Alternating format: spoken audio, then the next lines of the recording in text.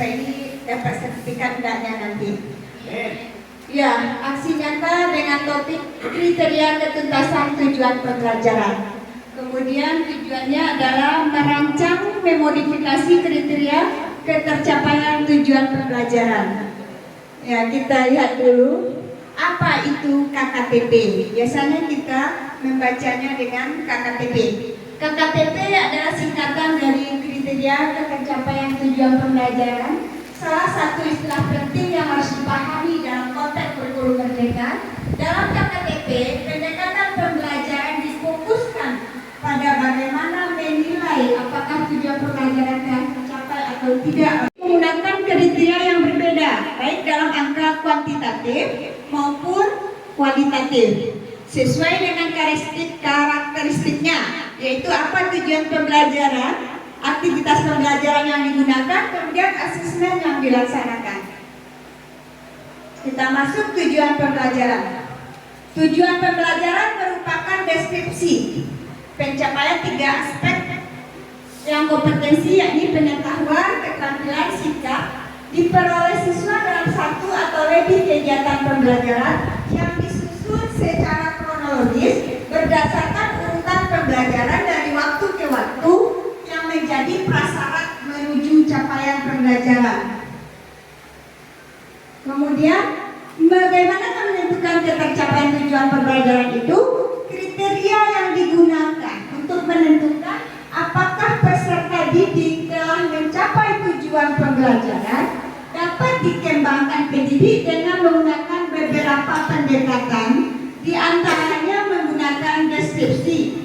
Sehingga apabila peserta didik mencapai kriteria tersebut, maka dianggap belum mencapai tujuan pembelajaran.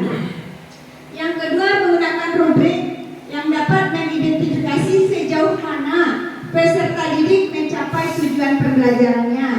Kemudian yang ketiga, menggunakan skala atau interval nilai atau pendekatan lainnya sesuai dengan kebutuhan dan kesiapan pendidik dalam mengembangkannya.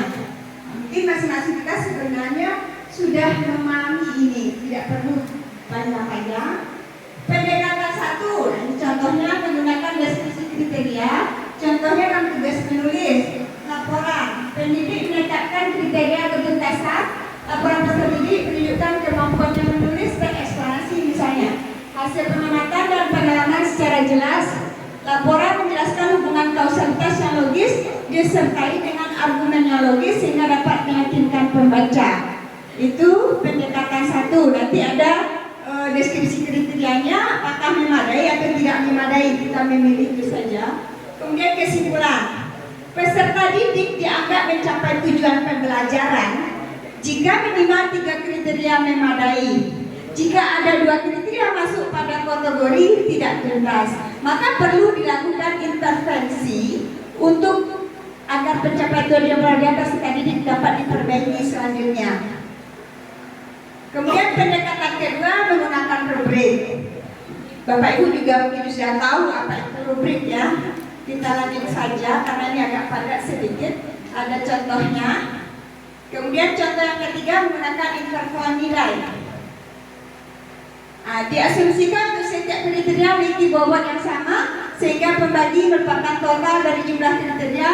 Dalam hal ini 4 kriteria dan nilai maksimum dalam hal ini nilai maksimumnya 4, 1, 2, 3, 4. Biasanya seperti itu yang kriteria.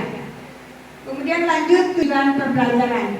Rumusan tujuan pembelajaran mencakup kognitif, mengingat, memahami dan bla-blanya.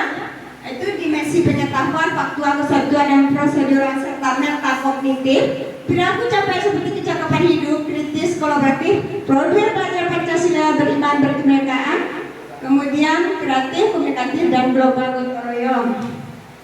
Komponen tujuan pembelajaran. Ada 3 komponen tujuan pembelajaran Bapak Ibu. Yang pertama kompetensi. Kemampuan yang didapat didemonstrasikan siswa dalam bentuk produk atau kinerja, abstrak maupun konkret. Kemudian komponen tujuan pembelajaran konten. Konten ilmu pengetahuan inti atau proses konsep utama pembelajaran yang diperoleh siswa melalui pemahaman selama di akhir 1 unit pembelajaran. Lanjut variasi. Keterampilan berpikir yang perlu dikuasai siswa untuk dapat berpikir kreatif, kritis, mengevaluasi, menganalisis, memprediksi, dan menciptakan, dan lain-lain. Nah, contoh tujuan pembelajaran mungkin tidak perlu lagi dibacakan. Kemudian lanjut ke alur tujuan pembelajaran. Tadi sudah dijelaskan apa itu alur. Alur tujuan pembelajaran merupakan rangkaian tujuan pembelajaran yang tersusun secara sistematis dan logis di dalam fase secara utuh dan menurut urutan pembelajaran sejak awal hingga akhir suatu fase. Kemudian ini contoh, misalnya TP1, indikator asesmen satunya apa, kemudian indikator asesmen 2. Kita lanjut saja.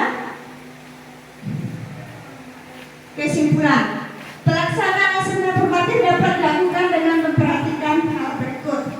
Yang pertama, dilaksanakan bersamaan dalam proses pembelajaran, yang kemudian ditindaklanjuti untuk memberi perlakuan berdasarkan kebutuhan peserta didik serta perbaikan proses pembelajaran. Kesimpulan, kriteria tercapai tujuan pembelajaran tidak menjadi standar peserta didik maksudnya. Setiap minimumnya yang harus dicapai setiap didik mungkin berada pada kriteria sumber pencapaian ketercapaian berbeda. Dengan demikian menjadi tujuan pembelajaran informasi atau data bagi pendidik untuk menentukan tindak lanjut penyesuaian. Mungkin hanya itu Bapak Ibu tentang KKTP. Karena tidak semuanya Bu Mai sampaikan, karena ini banyak sekali slide-nya. Semoga apa-apa yang disampaikan ini bisa untuk meningkatkan kualitas kita untuk menentukan penilaian selanjutnya. Terima kasih. Assalamualaikum warahmatullahi wabarakatuh. Bapak Ibu mohon